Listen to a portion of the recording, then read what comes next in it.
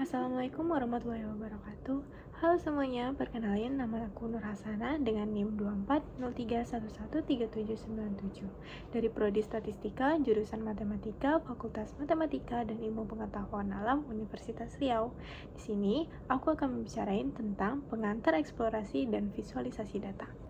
Seperti yang sama-sama kita ketahui pada saat ini, kita sedang menghadapi fenomena big data. Hal ini disebabkan oleh lajunya pertumbuhan teknologi dan digitalisasi yang membuat informasi yang ada beredar semakin global, terutama pada penggunaan media sosial, internet, transaksi online, dan lainnya. Sehingga apapun yang kita lakukan secara digital itu berubah menjadi data. Hal ini menyebabkan sistem informasi digital mengalami ledakan volume, variasi, dan kecepatan data. Sama-sama kita ketahui bahwa setiap data merupakan informasi yang sangat berharga. Namun, dengan semakin banyaknya variasi dan volume data tersebut, teknik konvensional itu tidak lagi relevan untuk kita gunakan. Maka, di era yang semakin maju ini, teknik pengolahan juga membutuhkan pendekatan yang lebih sistematis.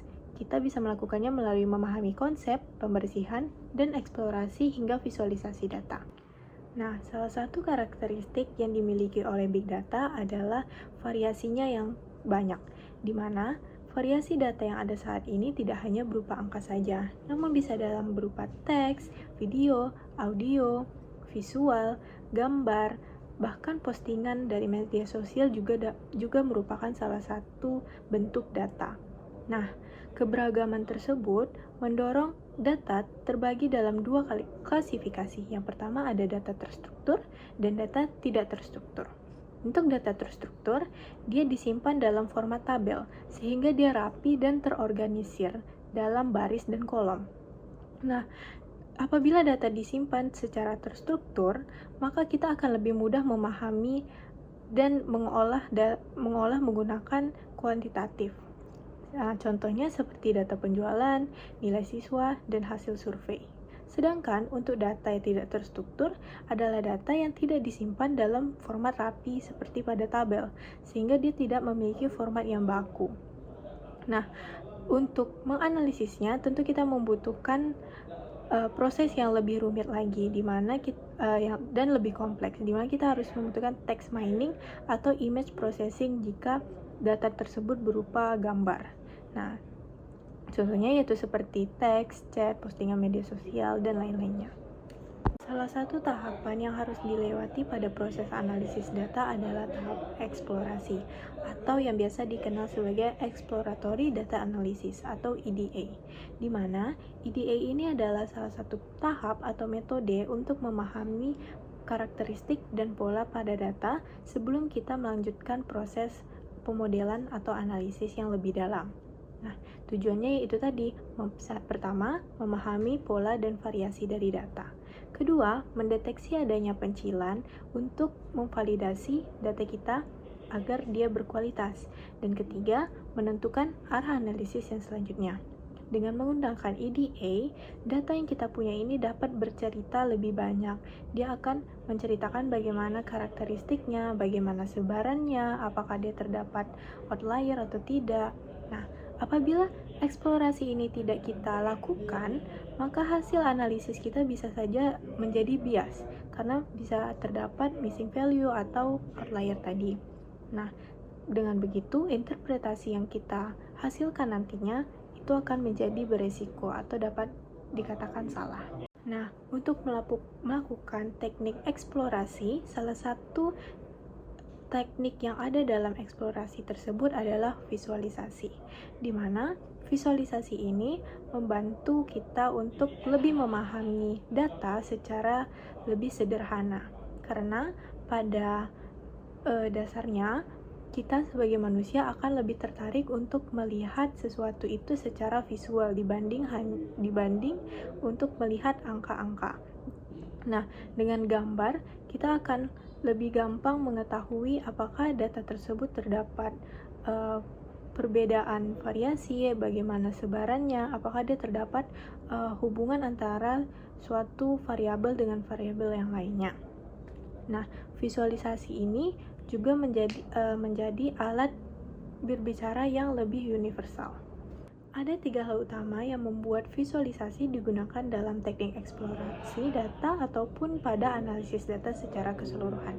Yang pertama, efisiensi kognitif, di mana visualisasi ini menyederhanakan data yang awalnya sangat-sangat kompleks menjadi bentuk yang sederhana dan lebih mudah dicerna. Sehingga orang-orang yang awam sekalipun dapat mengerti hasil analisis yang kita jabarkan.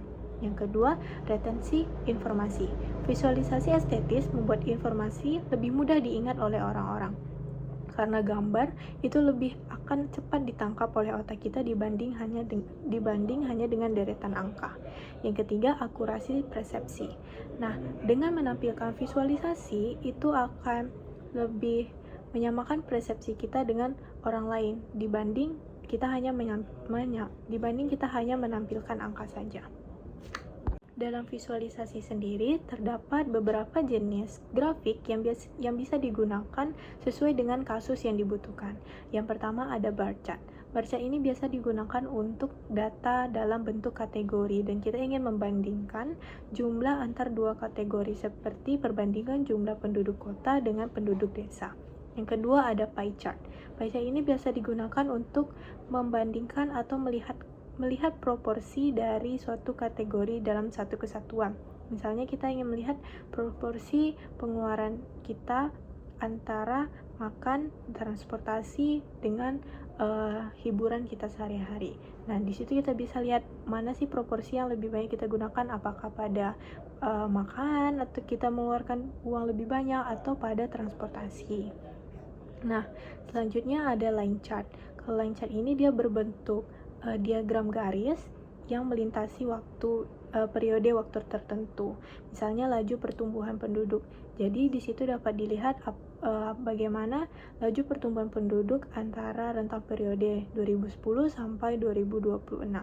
Nah, selanjutnya ada histogram. Di mana histogram ini menunjukkan distribusi frekuensi data yang numerik. Misalnya kita melihat distribusi nilai siswa. Di situ kita bisa tahu apakah nilai siswa ini cenderung lebih banyak yang bernilai tinggi atau cenderung lebih banyak memiliki nilai rendah atau dia memiliki distribusi yang normal.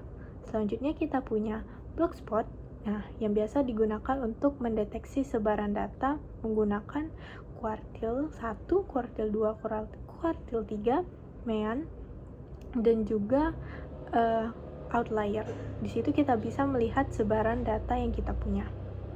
Nah, selanjutnya ada scatter plot. Scatter plot ini biasa digunakan jika kita ingin menentukan teknik analisis regresi. Karena melalui scatter plot kita bisa melihat hubungan data antar suatu variabel dengan variabel lainnya.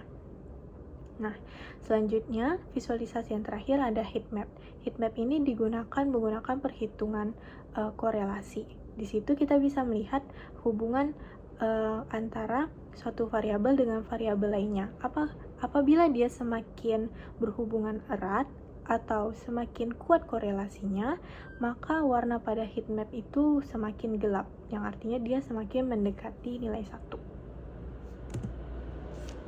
Nah, secara hubungannya, eksplorasi dan visualisasi ini merupakan siklus iterasi, yang dimana dia itu terus-menerus berulang dan menimpali satu sama lain.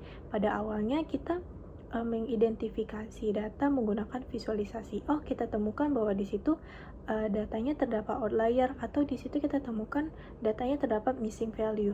Nah, di situ lalu kita lakukan teknik eksplorasi dan juga perbaikan. Lalu kita lanjut dengan pemodelan dan kita kembali lagi pada teknik visualisasi untuk menyajikan hasil. Nah, jadi eksplorasi dan visualisasi ini bukan hanya langkah yang terpisah, namun adalah langkah yang saling melengkapi satu sama lain dan berulang.